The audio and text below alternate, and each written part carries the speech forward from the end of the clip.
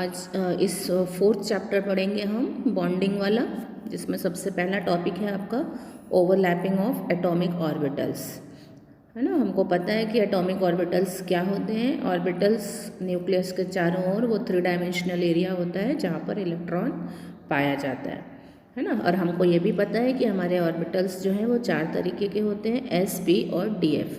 तो सबसे पहले हम पढ़ेंगे एस एस ओवरलैपिंग के बारे में, ठीक है। एस एस ओवरलैपिंग मतलब कि दोनों ऑर्बिटल हमारे कैसे हैं, एस ऑर्बिटल है। और एस ऑर्बिटल हमको पता है कि स्फेरिकल शेप के होते हैं, ठीक है। तो एस ऑर्बिटल हमारे स्फेरिकल शेप के हैं। तो ये एक एस ऑर्बिटल है, ये दूसरा एस ऑर्बिटल है, ये ओवरलैपिंग हो गई। ओवरलैपिंग का मतलब एक एटॉमिक ऑर्बिटल के ऊपर दूसरा एटॉमिक ऑर्बिटल आ जाता है, जिसको हम ओवरलैपिंग कहते हैं। और इस तरीके की ओवरलैपिंग जो कहलाती है वो हमारी कहलाती है इंटर न्यूक्लियर एक्सिस पे। ये इंटर न्यूक्लियर एक्सिस है, ये हमारा न्यूक्लियस होता है यहाँ पे, ये हमारा ऑर्बिटल है। तो ये जो एक्सिस है this is known as inter nuclear axis. और इसके अलोंग जब एस ऑर्बिटल ओवरलैपिंग करता है तब हम इसको बोलते हैं एस एस ओवरलैपिंग। और इस तरीके से जो बॉन्ड बनता है उसको हम बोलते हैं सिग्मा बॉन्ड, ठीक है। इसमें ओवरलैपिंग का एरिया ज़्यादा होता है, इसलिए सिग्मा बॉन्ड जो होता है वो स्ट्रॉन्ग बॉन्ड होता है। इसके बाद जो सेकंड है हमारा वो एस पी ओवरलैपिंग। इसका मतलब एक एस ऑर्बिटल और एक पी ऑर्बिटल ओवरलैप करता है। यहाँ देखिए आप, एस ऑर्बिटल जो है वो स्फेरिकल शेप का है और पी ऑर्बिटल हमको पता है कि डम्बल शेप का होता है, ये हमने सेकेंड चैप्टर में पढ़ा था। तो यहाँ भी overlapping along the inter nuclear axis हो रही है, ये हमारी इंटर न्यूक्लियर एक्सिस है। जब इंटर न्यूक्लियर एक्सिस पे ओवरलैपिंग होती है तब सिग्मा बॉन्ड बनता है। तो यहाँ भी सिग्मा बॉन्ड बन रहा है, इसलिए ये बॉन्ड भी स्ट्रॉन्ग बॉन्ड है। तो एस एस ओवरलैपिंग से सिग्मा बॉन्ड बना, एस पी ओवरलैपिंग से सिग्मा बॉन्ड बना। अब अगर पी पी ऑर्बिटल भी इंटर न्यूक्लियर एक्सिस के अलोंग ओवरलैप करते हैं तो भी सिग्मा बॉन्ड बनता है। ये देखिए पी पी ओवरलैपिंग, लेकिन पी पी ओवरलैपिंग आपकी 2 तरीके से हो सकती है। ये इंटर न्यूक्लियर एक्सिस के अलोंग बन रहा है, देखिए, है ना। और ये दूसरा वाला जो है वो साइड वाइज या लैटरल ओवरलैपिंग कहलाता है। ये एक पी ऑर्बिटल, ये दूसरा पी ऑर्बिटल, ये ओवरलैपिंग का एरिया, ये जो है ये दिस इज ओवरलैपिंग एरिया, है ना। तो इससे क्या बना हमारा सिग्मा बॉन्ड, ठीक है। ये भी स्ट्रॉन्ग बॉन्ड है।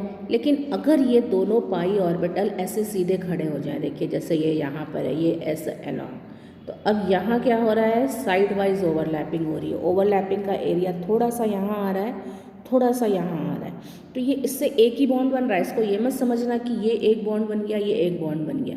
ये ओवरलैपिंग साइड वाइज हो रही है ना, लैटरल ओवरलैपिंग हो रही है। पूरा ओवरलैपिंग का एरिया ऐसा पूरा नहीं आ रहा है, इसलिए ये बॉन्ड स्ट्रॉन्ग बॉन्ड नहीं होता है। ओवरलैपिंग का एरिया कहाँ आ रहा है, ये बस यहाँ हल्का सा ऊपर टच करता है और उसके बाद हल्का सा नीचे। तो ये ओवरलैपिंग का जो एरिया है वो क्या है, कम है। और लैटरल ओवरलैपिंग पे बनता है हमारा पाई बॉन्ड। तो ओवरलैपिंग का एरिया कम है, इसीलिए pi bond is weaker bond then sigma bond. तो अब ये डिफरेंस है हमारा सिग्मा और पाई बॉन्ड में। देखिए पहला पॉइंट यही लिखा हुआ है, it forms along the inter nuclear axis, और पाई बॉन्ड हमारा लैटरल या साइड वाइज ओवरलैपिंग से बनता है। दूसरी बात, सिग्मा बॉन्ड में अभी हमने देखा था कि एस एस ओवरलैपिंग और एस पी ओवरलैपिंग, है ना। S S overlapping, S P overlapping और पी पी ओवरलैपिंग होती है, जबकि पाई बॉन्ड में क्या हो रही है, केवल पी पी ओवरलैपिंग हो रही है, ठीक है। अब ये है सिग्मा बॉन्ड का ओवरलैपिंग एरिया ज़्यादा होता है, इसलिए सिग्मा बॉन्ड क्या होता है, स्ट्रॉन्गर बॉन्ड है in comparison to, sigma bond is stronger bond in comparison to pi bond. ये एक इम्पॉर्टेंट चीज़ है।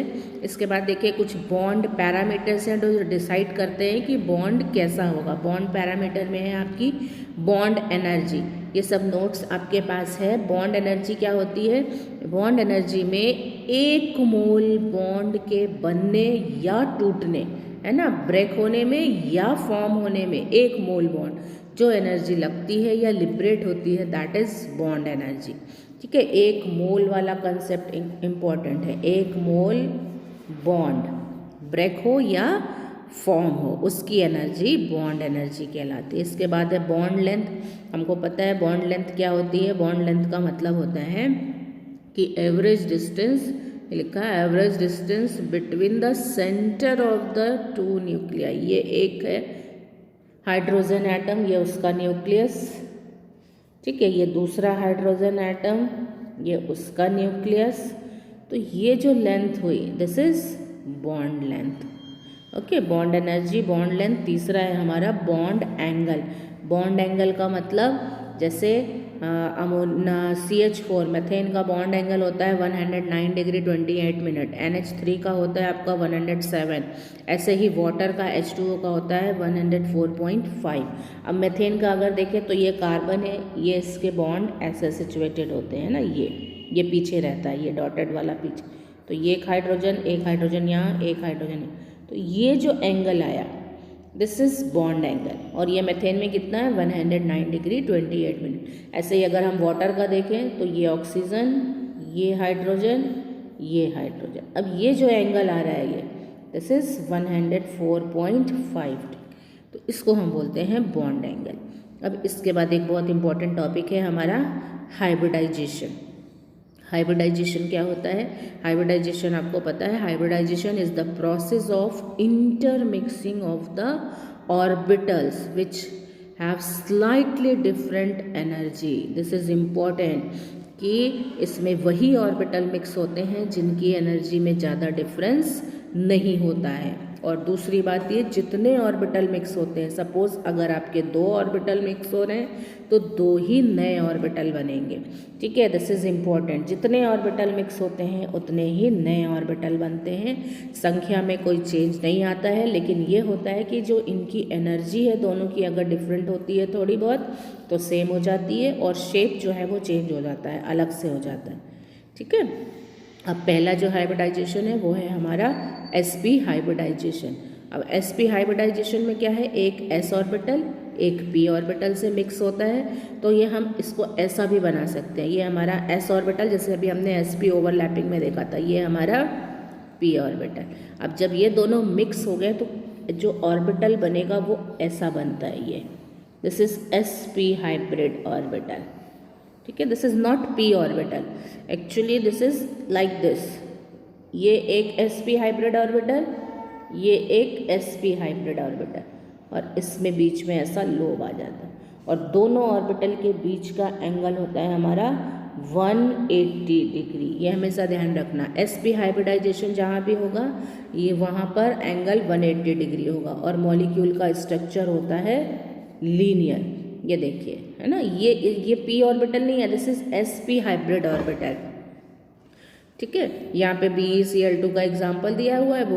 बेरिलियम का एटॉमिक नंबर 4 होता है, इसका जो p ऑर्बिटल होता है वो वैकेंट होता है, लेकिन एक्साइटेड स्टेट में यहाँ जो s का इलेक्ट्रॉन है वो एक p में चला जाता है, तो एक s और एक p मिक्स होके बना लेता है sp हाइब्रिड ऑर्बिटल, है ना। ये वाला 2 इलेक्ट्रॉन जो दिख रहा है आपको वो p में चला जाता है, ये देखिए, तो ये sp हाइब्रिड ऑर्बिटल बन जाता है। sp2 में क्या होता है, देखो s वाला यहाँ पे p1 है तो px में 1 होता है, py में एक इलेक्ट्रॉन और जंप कर जाता है, ये देखो फिगर, s का एक इलेक्ट्रॉन आ गया p में, तो ये 1 2 3 ऑर्बिटल मिक्स हो रहे हैं। देखो ये 3 ऑर्बिटल है, ये 1 2 3, ये s का एक इलेक्ट्रॉन कहाँ आ गया, py में आ गया, ये देखिए ये आ गया py में, यहाँ का एक इलेक्ट्रॉन py में आ गया, तो ये s में एक हो गया, 2 py में, ये तीनों ऑर्बिटल मिक्स हो गए तो सेम एनर्जी के 3 ऑर्बिटल बन जाते हैं, जिसको हम बोलते हैं sp2 हाइब्रिड ऑर्बिटल। और इनका जो शेप होता है वो ऐसा होता है, जैसे sp लीनियर होता है वैसे ही sp2 ट्राइगोनल प्लेनर होता है, और इनके बीच का एंगल होता है 120 डिग्री, ठीक है। This is sp2 hybridisation.